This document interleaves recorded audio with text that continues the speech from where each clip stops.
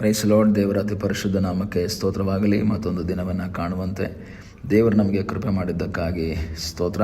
ಆತನು ಮಾಡಿದೆಲ್ಲ ಉಪಕಾರಗಳಿಗಾಗಿ, ಆಶೀರ್ವಾದಗಳಿಗಾಗಿ ದೇವರಿಗೆ ಸ್ತೋತ್ರವನ್ನು, ಮಹಿಮೆಯನ್ನು, ಘನತೆಯನ್ನು ಸಲ್ಲಿಸ್ತೇನೆ. ಇಂದಿನ ವೇದ ಅಧ್ಯಯನಕ್ಕಾಗಿ ಒಂದು ವಾಕ್ಯವನ್ನು ಓದಿಕೊಳ್ಳೋಣ. ಜ್ಞಾನೋಕ್ತಿಗಳ ಪುಸ್ತಕ 16ನೇ ಅಧ್ಯಾಯ 20ನೇ ವಾಕ್ಯ. ದೇವರ ವಾಕ್ಯವನ್ನು ಸ್ಮರಿಸುವವನು ಸುಕ್ಷೇಮವನ್ನು ಪಡೆಯುವನು, ಯೆಹೋವನಲ್ಲಿ ಭರವಸವಿಡುವವನು ಭಾಗ್ಯವಂತನು. ಸೊಲೊಮೋನನ ಜ್ಞಾನೋಕ್ತಿಗಳಲ್ಲಿ ಸೊಲೊಮೋನನ ಅನೇಕ ಸಂಗತಿಗಳನ್ನು ಪ್ರಾಯೋಗಿಕವಾಗಿ ಜೀವಿತದಲ್ಲಿ ಅಳವಡಿಸಿಕೊಳ್ಳಬೇಕಾದ ಅನೇಕ ಸಂಗತಿಗಳನ್ನು ಮಾತಾಡ್ತಾನೆ. ಪ್ರಾಯೋಗಿಕವಾಗಿ ಏನೇನು ಮಾಡಬಹುದು, ಏನೇನು ಮಾಡಬೇಕು, ಯಾವ ರೀತಿ ಮುಂದೆ ಸಾಗಬೇಕು, ಅನೇಕ ಸಂಗತಿಗಳನ್ನು ಸೊಲೊಮೋನನು ತನ್ನ ಜ್ಞಾನೋಕ್ತಿಗಳಲ್ಲಿ, ಪ್ರಸಂಗಿಯಲ್ಲಿ ತಿಳಿಸುವಂಥದ್ದನ್ನು ನಾವು ನೋಡ್ಬೋದು. ಇಲ್ಲಿ 20ನೇ ವಾಕ್ಯದಲ್ಲಿ ಹೇಳ್ತಾನೆ, ದೇವರ ವಾಕ್ಯವನ್ನು ಸ್ಮರಿಸುವವನು ಸುಕ್ಷೇಮವನ್ನು ಪಡೆಯುವನು. ದೇವರ ವಾಕ್ಯವನ್ನು ಸ್ಮರಣೆ ಮಾಡುವಂಥದ್ದು. ಸ್ಮರಿಸಬೇಕು ಅಂತ ಹೇಳಿದ್ರೆ ಏನು ಮಾಡಬೇಕು? ಆ ವಾಕ್ಯ ನಮ್ಮಲ್ಲಿರಬೇಕು. ದೇವರ ವಾಕ್ಯವನ್ನು ಓದೋದು ಅಂತಲ್ಲ ಹೇಳ್ತಾ ಇರೋದು, ಓದಿ ಮನಸ್ಸಲ್ಲಿರೋದನ್ನು ಸ್ಮರಣೆ ಮಾಡುವಂಥದ್ದು, ಸ್ಮರಿಸುವಂಥದ್ದು, ನೆನಪಿಸಿಕೊಳ್ಳುವಂಥದ್ದು. ಆ ಅನುಭವ ಬಹಳ ಪ್ರಾಮುಖ್ಯವಾದ ಅನುಭವ. ಅದು ಏನಾಗುತ್ತಂತೆ, ನಮಗೆ ಸುಕ್ಷೇಮವನ್ನು ಉಂಟು ಮಾಡುತ್ತೆ. ನನ್ನ ಜೀವಿತದಲ್ಲಿ ಕ್ಷೇಮವನ್ನು, ಬಲವನ್ನು, ಶಕ್ತಿಯನ್ನು ಕೊಡುವಂತಹ ಒಂದು ಸಾನ್ನಿಧ್ಯವಾಗಿದೆ. ಈ ಹಗಲಿನ ಸಮಯದಲ್ಲಿ ದೇವರ ವಾಕ್ಯವನ್ನು ಓದಿ ಧ್ಯಾನಿಸಿ ಅದನ್ನು ಮನಸ್ಸಿನಲ್ಲಿ ಇಟ್ಟುಕೊಂಡು ಅದನ್ನು ಸ್ಮರಣೆ ಮಾಡುವಂತಹ, ಮೆಲುಕು ಹಾಕುವಂತಹ ಒಂದು ಅನುಭವ. ಹಸುಗಳೆಲ್ಲ ಹೊರಗೆ ಹೋಗಿ ಹುಲ್ಲನ್ನು ತಿಂದು ಬಂದು ರಾತ್ರಿ ಅದರ ಮೆಲುಕು ಹಾಕ್ತಾ ಇರುತ್ತೆ.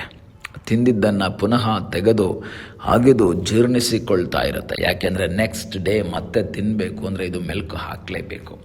ಈಗಲೇ ಸಮಯದಲ್ಲಿ ದೇವರ ವಾಕ್ಯವನ್ನು ಓದುವ, ಧ್ಯಾನಿಸುವ ಪ್ರಿಯ ದೇವರ ಮಕ್ಕಳೇ, ನಾವು ದೇವರ ವಾಕ್ಯವನ್ನು ಸ್ಮರಣೆ ಮಾಡುವ ಅಥವಾ ಮೆಲುಕು ಹಾಕುವ, ನೆನಪಿಸಿಕೊಳ್ಳುವಂತಹ ಅನುಭವ ನಮ್ಮಲ್ಲಿರುವುದಾದರೆ ನಮ್ಮ ಜೀವಿತದಲ್ಲಿ ಸುಕ್ಷೇಮವನ್ನು, ಒಳ್ಳೆಯ ಆರೋಗ್ಯವನ್ನು, ಆತ್ಮಿಕ ಆರೋಗ್ಯವನ್ನು ಪಡೆಯುವುದಕ್ಕೆ ನಮಗೆ ಸಾಧ್ಯವಾಗ್ತದೆ. ಈ ದಿವಸಗಳಲ್ಲಿ ಮೆಲುಕು ಹಾಕುವಂಥ ಒಂದು ಅನುಭವ ನಮ್ಮಲ್ಲಿ ಉಂಟಾಗಲಿ.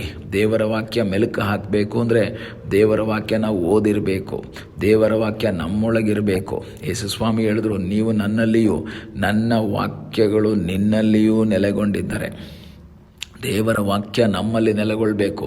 ನಾವು ಕ್ರಿಸ್ತನಲ್ಲಿ ನೆಲೆಗೊಳ್ಳುವುದು ಮಾತ್ರವಲ್ಲ, ಕ್ರಿಸ್ತನೊಂದಿಗೆ ವಾಸಿಸುವುದು ಮಾತ್ರವಲ್ಲ, ಕ್ರಿಸ್ತನ ಚಿತ್ತವನ್ನು ಮಾಡುವುದು ಮಾತ್ರವಲ್ಲ, ಕ್ರಿಸ್ತನ ವಾಕ್ಯಗಳು ನಮ್ಮಲ್ಲಿ ನೆಲೆಗೊಳ್ಳಬೇಕು. ಕ್ರಿಸ್ತನ ವಾಕ್ಯಗಳು ನಮ್ಮಲ್ಲಿ ನೆಲೆಗೊಂಡಿದ್ದಾಗ ಮಾತ್ರ ಅದನ್ನು ಏನು ಮಾಡೋಕ್ಕೆ ಸಾಧ್ಯ? ನಾವು ಸ್ಮರಿಸುವುದಕ್ಕೆ ಸಾಧ್ಯ, ಮೆಲುಕು ಹಾಕುವುದಕ್ಕೆ ಸಾಧ್ಯ.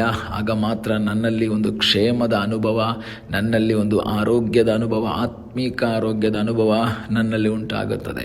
ಆದ್ದರಿಂದ ದೇವರ ವಾಕ್ಯಕ್ಕೆ ಹೆಚ್ಚು ಪ್ರಾಮುಖ್ಯತೆಯನ್ನು ನಾವು ಕೊಡಬೇಕು. ದೇವರ ವಾಕ್ಯ ಓದೋದಾಗಿರ್ಬೋದು, ಧ್ಯಾನಿಸೋದಾಗಿರ್ಬೋದು, ಕೇಳಿಸ್ಕೊಳ್ಳೋದಾಗಿರ್ಬೋದು.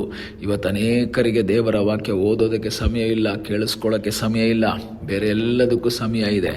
ಆದರೆ ದೇವರ ವಾಕ್ಯವನ್ನು ಓದಿ, ಕೇಳಿ, ಧ್ಯಾನಿಸಿ ಅದನ್ನು ನಿರಂತರವಾಗಿ ಮೆಲುಕು ಹಾಕುತ್ತಾ ಅದಕ್ಕನುಸಾರವಾಗಿ ಜೀವಿಸುವುದಕ್ಕೆ ನಾವು ತಯಾರಾಗುವುದಾದರೆ ಅದು ನಮ್ಮ ಜೀವಿತದಲ್ಲಿ ಆತ್ಮಿಕ ಆರೋಗ್ಯವನ್ನು ಉಂಟು ಮಾಡುತ್ತೆ, ಆತ್ಮಿಕ ಬಲವನ್ನು ಉಂಟು ಮಾಡುತ್ತೆ, ಆತ್ಮಿಕ ಶಕ್ತಿಯನ್ನು ನಮ್ಮಲ್ಲಿ ಕೊಡುವಂಥದ್ದಾಗಿದೆ. ಅದು ಮಾತ್ರವಲ್ಲ, ಮುಂದೆ ಅದೇ ಸೊಲೊಮೋನ ಹೇಳ್ತಾನೆ, ಯೆಹೋವನಲ್ಲಿ ಭರವಸೆ ಬಿಡುವವನು ಭಾಗ್ಯವಂತನಾಗಿದ್ದಾನೆ. ಯಾರು ಈ ಭೂಮಿಯಲ್ಲಿ ಭಾಗ್ಯವಂತನು? ಅನೇಕರು ತಿಳ್ಕೊಳ್ತಾರೆ, ಭಾಗ್ಯವಂತರು ಯಾರು? ಲಾಟ್ರಿ ಹೊಡೆದವನು ಭಾಗ್ಯವಂತ. ಅಥವಾ ಲಾಟ್ರಿ ಹೊಡೆದು ದುಡ್ಡು ಕೋಟಿಗಟ್ಟಲೆ, ಲಕ್ಷಗಟ್ಟಲೆ ದುಡ್ಡು ಸಿಕ್ಬಿಟ್ರೆ ಏನು ಪುಣ್ಯ ಮಾಡಿದ್ನೋ ಅಂತ ಯೋಚನೆ ಮಾಡ್ತಾರೆ. ಅಥವಾ ಇನ್ಯಾವುದೋ ಒಂದು ಒಳ್ಳೆಯ ಒಂದು ಆಶೀರ್ವಾದ ಅವನಿಗೆ ಸಿಕ್ಬಿಟ್ರೆ, ಯಾರಾದರೂ ಫ್ರೀಯಾಗಿ ಏನಾದ್ರು ಕೊಟ್ಬಿಟ್ರೆ ಏನು ಪುಣ್ಯ ಮಾಡಿದ್ನೋ, ಏನು ಅವನು ಒಳ್ಳೆ ಭಾಗ್ಯವಂತ. ಆದರೆ ದೇವರ ವಾಕ್ಯ ಹೇಳ್ತದೆ, ಧನ್ಯನು ಯಾರು? ಯೆಹೋವನಲ್ಲಿ ಭಯಭಕ್ತಿ ಉಳ್ಳವನು ಧನ್ಯನು, ಯೆಹೋವನ ವಾಕ್ಯವನ್ನು ಅನುಸರಿಸುವವನು ಧನ್ಯನು, ಯೆಹೋವನ ಚಿತ್ತವನ್ನು ಮಾಡುವವನು ಧನ್ಯನು.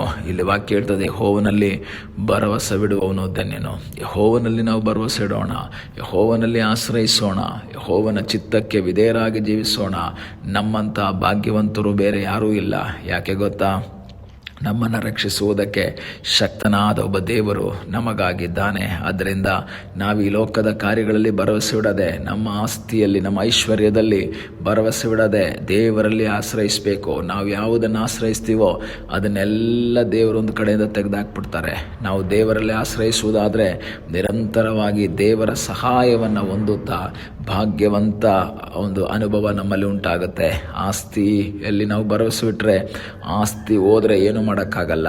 ಆರೋಗ್ಯದಲ್ಲಿ ಭರವಸೆ ಬಿಟ್ಟರೆ ಆರೋಗ್ಯ ಹೋದರೆ ಏನು ಮಾಡೋಕ್ಕಾಗಲ್ಲ. ನಮ್ಮ ವಿದ್ಯಾಭ್ಯಾಸದಲ್ಲಿ ಭರವಸೆ ಬಿಟ್ಟರೆ, ನಮ್ಮ ಜ್ಞಾನದಲ್ಲಿ ಭರವಸೆ ಬಿಟ್ಟರೆ ಜ್ಞಾನ ಹೋದರೆ ಏನು ಮಾಡೋಕ್ಕಾಗಲ್ಲ. ಆದರೆ ದೇವರಲ್ಲಿ ಭರವಸೆ ಇಡುವಂತಹ ವ್ಯಕ್ತಿ ಅವನು ಬಲವನ್ನು ಹೊಂದುತ್ತಾನೆ. ಅವನಂಥ ಭಾಗ್ಯವಂತ ಬೇರೆ ಯಾರೂ ಇಲ್ಲ. ಈ ದಿವಸಗಳಲ್ಲಿ ಕರ್ತನಿಗೆ ಹೇಳೋಣ, ಸ್ವಾಮಿ, ನಾನು ನಿನ್ನಲ್ಲಿ ಭರವಸೆ ಬಿಡ್ತೇನೆ, ನಾನು ನಿನ್ನ ಮುಖವನ್ನು ನೋಡ್ತೇನೆ, ನಿನ್ನಲ್ಲಿ ಆಶ್ರಯಿಸ್ತೇನೆ. ದೇವರ ವಾಕ್ಯವನ್ನು ಸ್ಮರಿಸಿ ಸುಕ್ಷೇಮವನ್ನು ಪಡೆದು ದೇವರಲ್ಲಿ ಭರವಸೆ ಬಿಟ್ಟು ಮುಂದೆ ಸಾಗುವುದಕ್ಕಾಗಿ ದೇವರಾದ ಕರ್ತನು ನಮ್ಮ ಜೀವಿತದಲ್ಲಿ ಸಹಾಯ ಮಾಡಲಿ. ಮನುಷ್ಯರಲ್ಲಿ ಭರವಸೆ ಇಡೋದಕ್ಕಿಂತ ಯೆಹೋವನನ್ನು ಆಶ್ರಯಿಸುವುದು ಒಳ್ಳೆಯದು. ಕರ್ತನಲ್ಲಿ ಆಶ್ರಯಿಸೋಣ, ಪ್ರಾರ್ಥನೆ ಮಾಡೋಣ. ನಮ್ಮನ್ನು ಬಹಳವಾಗಿ ಪ್ರೀತಿ ಮಾಡುವ ಪರಲೋಕದ ತಂದೆಯಾದ ದೇವರೇ, ಈ ಸಮಯಕ್ಕಾಗಿ ಸ್ತೋತ್ರ. ಈ ಸಮಯದಲ್ಲಿ ಮತ್ತೊಂದು ಆವೃತ್ತಿ ನಿನ್ನ ಸನ್ನಿಧಾನದಲ್ಲಿ ನಮ್ಮನ್ನೇ ನಾವು ಸಮರ್ಪಿಸ್ತಾ ಇದ್ದೇವೆ. ನಮ್ಮನ್ನೇ ತಗ್ಗಿಸಿಕೊಡ್ತೇವೆ. ನಿನ್ನ ಕೃಪೆ, ನಿನ್ನ ಆಶೀರ್ವಾದ ನಮ್ಮ ಸಂಗಡ ಇರುವುದಕ್ಕಾಗಿ ನಿನಗೆ ಸ್ತೋತ್ರಪ್ಪ. ನಿನ್ನಲ್ಲಿ ಭರವಸೆ ಬಿಟ್ಟು ನಿನ್ನ ಮುಖವನ್ನು ಮಾತ್ರ ನೋಡುತ್ತಾ ಮುಂದೆ ಸಾಗುವ ಹಾಗೆ ಕರ್ತನೆ ನೀ ನಮಗೆ ಸಹಾಯ ಮಾಡು. ನಿನ್ನ ವಾಕ್ಯವನ್ನು ಸ್ಮರಿಸಿ ಸುಕ್ಷೇಮವನ್ನು ಪಡೆದು ನಿನ್ನಲ್ಲಿ ಭರವಸೆ ಬಿಟ್ಟು ಮುಂದೆ ಸಾಗುವಂತೆ ಸಹಾಯ ಮಾಡು. ಪ್ರಾರ್ಥನೆಯನ್ನು ಕೇಳಿದ್ದಕ್ಕಾಗಿ ಸ್ತೋತ್ರ. ಯೇಸುವಿನ ಮುದ್ದಾದ ಹೆಸರಿನಲ್ಲಿ ಬೇಡಿಕೊಳ್ಳುತ್ತೇವೆ ನಮ್ಮ ಪ್ರೀತಿಯ ತಂದೆಯೇ, ಆಮೇನ್. God bless you.